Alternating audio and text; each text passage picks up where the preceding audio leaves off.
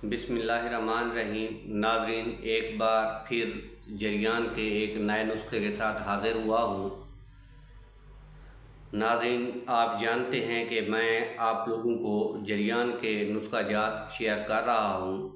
एक बात आपको बताता चलूँ, जितने भी ये नुस्खे जात हैं ये आयुर्वेदिक इंसाइक्लोपीडिया से लिए गए हैं।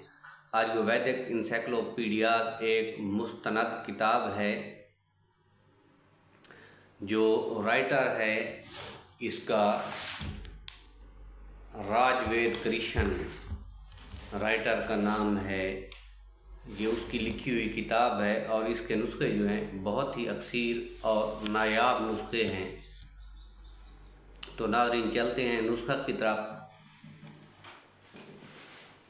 सबसे पहले तो नाज़रीन आपने ले लेना है पोस्ट हरीड़ और पोस्ट बहेड़ा, आंवला, गुग्गल के फूल और हल्दी और हज़ारदानी को दोधी भी कहते हैं। इन तमाम चीज़ों का अच्छी तरह आपने सफ़ूफ तैयार कर लेना है।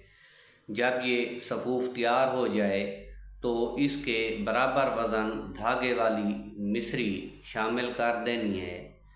तो खुराक इसकी वही होगी, यानी कि 5 ग्राम बनती है, चौथाई चमची बनती है।